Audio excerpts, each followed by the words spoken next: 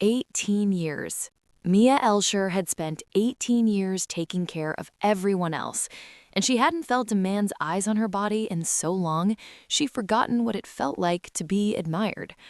Until the sheriff moved in next door. Mia stood in the kitchen of the house that suddenly felt too big, too quiet. Her mother's coffee mug still sat in the dish rack where she'd left it 3 weeks ago. Mia hadn't been able to put it away, hadn't been able to do much of anything except exist in the strange vacuum left behind when the person you've cared for your entire adult life just stops existing.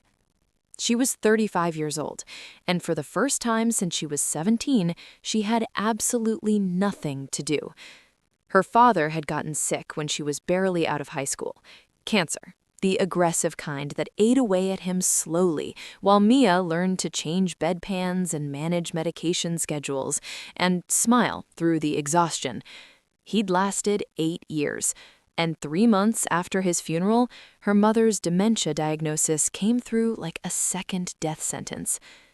Mia was 25 then, young enough to still believe that someday, after this, she'd have a life, meet someone, travel, write the novels that lived in her head in fragments she scribbled down between doctor's appointments. But someday never came. Her mother had lasted 10 years. 10 years of gentle decline, of forgetting Mia's name, then her face, then how to swallow. 10 years of Mia putting her own life on hold, telling herself it was temporary, that she'd have time later. And now it was later, and Mia had no idea who she was supposed to be. The moving van appeared on a Tuesday morning. Mia was watering her garden, the small patch of tomatoes and herbs she'd maintained as her one rebellion against the sterile routine of caregiving, when the massive truck rumbled to a stop next door. The Hendersons had divorced 6 months ago, sold the house in the settlement, and the place had sat empty ever since.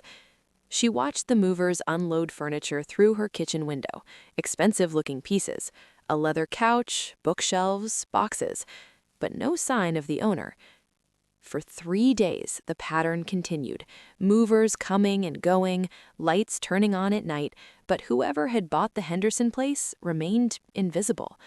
Until one morning. Mia was in her usual spot at 6 a.m., garden hose in one hand, coffee in the other, watering her tomatoes while pretending she had somewhere to be, when she saw him. Tall, maybe 6'2", mid-40s with salt and pepper hair that caught the early morning light, wearing running shorts and a faded Police Academy t-shirt stretched across shoulders that suggested he still worked out like he had something to prove. He was stretching against his porch railing, and when he bent forward to touch his toes, Mia's coffee cup froze halfway to her lips. Good God! He looked up, caught her staring, and smiled. "Morning," he called out, voice rough from sleep or disuse. "Must be. I'm Mia Elsher." He crossed his lawn to the fence line that separated their properties, and up close, he was even more devastating. A scar cutting through his left eyebrow, stubble that was more silver than black, and a smile that was genuine, not performed. He was actually happy to meet her. "Tim Webb," he said, extending his hand over the fence line. His hand was warm, calloused, and when it wrapped around hers, something electric shot up Mia's arm. "Sheriff," she repeated, trying to ignore her racing heart. "We haven't had a new sheriff in years."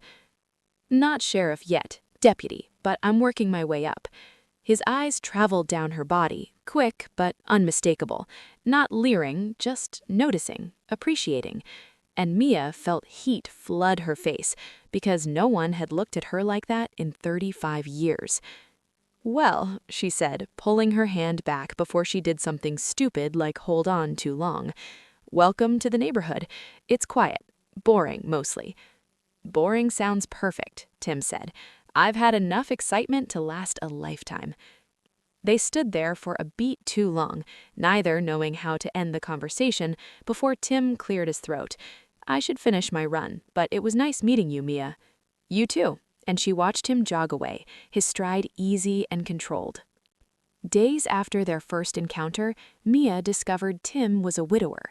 She'd been pulling weeds when she heard him talking on his phone in his backyard, his voice carrying over the fence. "I know, Mom. I'm fine. It's been 3 years. I can't grieve forever." She didn't mean to eavesdrop, but his voice was raw with pain. Cancer, Mia learned when she Googled him that night. His wife had died of breast cancer 3 years ago. No children, just Tim and a job that had clearly been eating him alive, based on the transfer request she found in a local news article. She told herself the research was just curiosity, just wanting to know her neighbor. But late at night, staring at his photo in uniform, she admitted the truth. She was lonely. Desperately, achingly lonely, and Tim Webb had looked at her in a way no man had looked at her in years.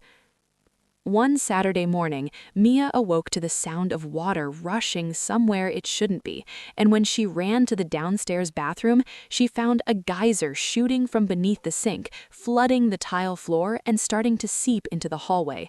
She tried to shut off the water, couldn't find the valve, called the plumber she'd used for years, got a recording saying he was booked solid for the next week. Panic set in. The water was spreading. Her mother's antique rug in the living room was starting to soak through, and Mia was standing there in her pajamas, hair wet from the spray, trying not to cry because this was too much. Everything was too much, and she didn't know how to handle disasters alone. That's when she heard Tim's truck pull into his driveway. She didn't think, just ran. "Tim," she shouted, waving her arms like a madwoman. "Tim, please, I need help."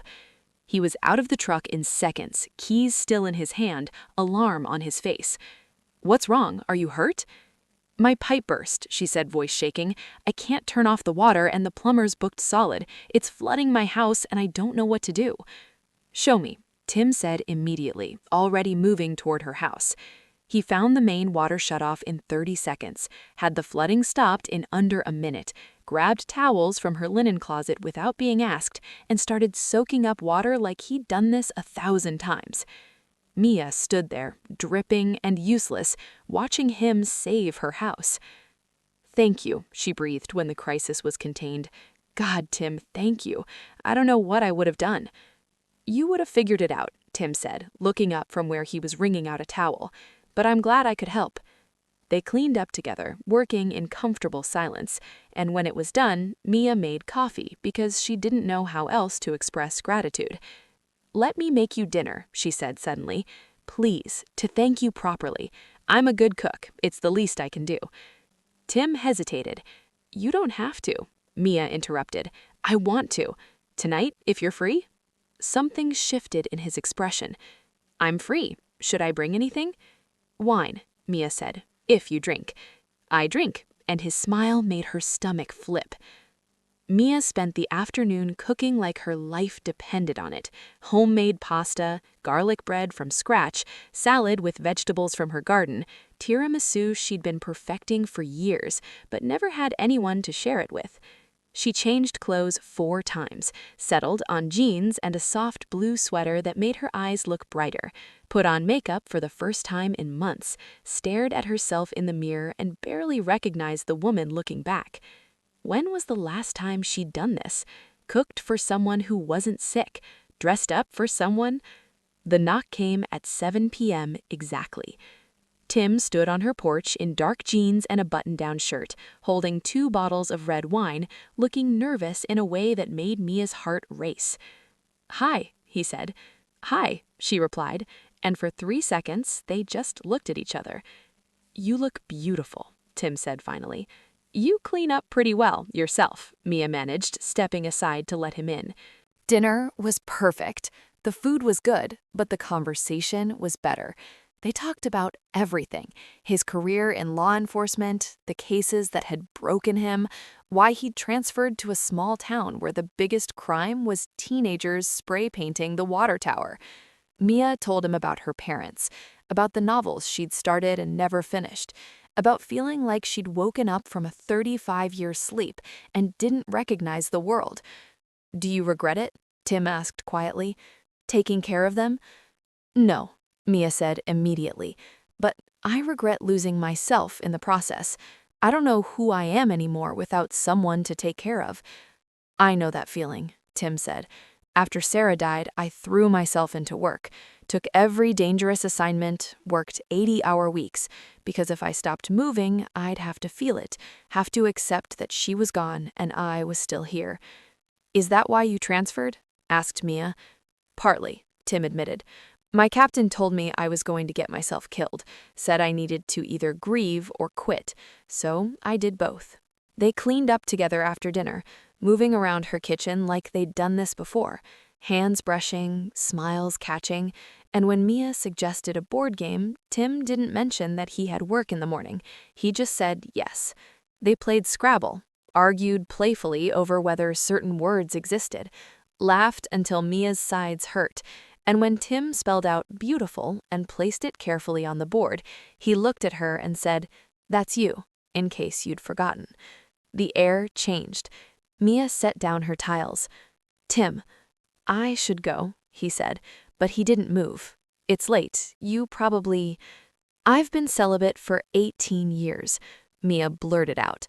"I've spent my entire adult life taking care of my parents, and they're gone now, and I'm 35 years old, and I can't remember the last time someone touched me, the last time someone wanted to touch me." "Mia," Tim breathed. "I'm not asking for forever. I'm not asking for promises. I'm just asking for this, for you, for one night where I feel like a woman." Tim crossed the room in 3 steps, cupped her face in his hands. "I haven't stopped thinking about you since Tuesday morning." "Then don't stop now," Mia whispered. He kissed her like a starving man. They didn't make it to the bedroom the first time. The couch, desperate and hungry and fumbling like teenagers who'd never done this before. Clothes hitting the floor, Mia's sweater, Tim's shirt, 18 years of touch starvation exploding into something fierce and consuming. "God, you're gorgeous," Tim breathed against her neck. "You have no idea how long I've been dead inside." "Show me," Mia demanded. And he did, over and over, on the couch, then the bedroom, then the shower at 2 a.m. when they were too wired to sleep, learning each other's bodies like textbooks they'd been assigned to memorize. Dawn came too quickly. Mia lay there, body aching in the best way, and tried not to panic, because this was supposed to be one night, a moment of madness, not the beginning of something that could shatter her if it ended. But when she closed her eyes, all she saw was Tim's face. All she felt was his hands, and Mia knew she was in terrible, wonderful trouble. Tim showed up at 7 p.m., still in his uniform, badge still clipped to his belt, like he'd driven straight from work to her door without stopping to change. "Hi," Mia said, heart pounding. "I couldn't stop thinking about you," Tim said, without preamble. "All day, during briefings, during patrol, during lunch, all I could think about was you." "Tim, I know we said one night. I know this is complicated, but Mia, I haven't felt alive in 3 years." Mia pulled him inside, kissed him before he could say anything else, and they didn't talk for the next 2 hours. Afterward, lying tangled in her sheets, Tim traced patterns on her shoulder. "We should probably discuss this." "Probably," Mia agreed.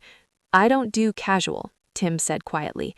"I tried, after Sarah, thought maybe I could find someone to fill the void, but it doesn't work like that for me. I'm all in or I'm out." Mia's breath caught. "What are you saying?" "I'm saying I want this," Tim said, propping himself up to look at her. "You, us, whatever this becomes. I'm 45 years old. I've been married. I've lost everything, and I'm not interested in wasting time pretending I don't feel something here. I've never dated in 18 years. I don't know how to do this." "Neither do I," Tim admitted, "but I know I want to try." Silence fell between them, heavy with possibility. "What do you want, Mia?" Tim asked softly. "Not what you think you should want. What do you actually want?" Mia thought about her empty house, her unfinished novels, the life she'd put on hold for so long she'd forgotten what it looked like. "I want mornings where someone makes me coffee. I want dinners that aren't microwaved. I want to laugh. I want to feel wanted. I want to stop being afraid that if I let myself be happy, something terrible will happen. I can't promise nothing terrible will happen, Tim said. Life doesn't work like that, but I can promise I'll be here when it does. What about your wife? Do you still love her? I'll always love her, Tim said honestly, but she's gone, and I'm not. And I think Sarah would want me to be happy, would want me to find someone who makes me feel like the world has color again. Mia's eyes filled with tears. You make me alive. Then let's be alive together, Tim said. They didn't define it immediately, didn't rush to label what was happening between them, but Tim started showing up at Mia's door every evening after work, sometimes in uniform, sometimes in the jeans and t-shirt he'd changed into on his lunch break because he couldn't wait 8 more hours to see her. They cooked dinner together, argued over recipes, laughed over burnt garlic bread, made love on every surface in her house like they were trying to imprint themselves into the walls. Mia started writing again, the novel she'd abandoned years ago, suddenly flowing like she'd unlocked something inside herself. And when Tim read the first chapter, he looked at her like she'd created something miraculous. You're talented, he said, voice full of wonder. God, Mia, this is good, really good. It's rough, she demurred. It's amazing, Tim corrected. He took her on dates, to restaurants she'd never tried, to the hiking trail outside town where they held hands and talked about futures that might include each other. Mia met his mother via video call, a sweet woman with Tim's eyes, who cried when she saw how her son smiled now. Thank you, she whispered to Mia when Tim left the room, for bringing him back to us. 1 year in, Tim proposed to her. Not with a big production, just a quiet Sunday morning in their kitchen, Mia making coffee, Tim watching her like she'd hung the moon. Marry me, he said. Mia spilled the coffee. What?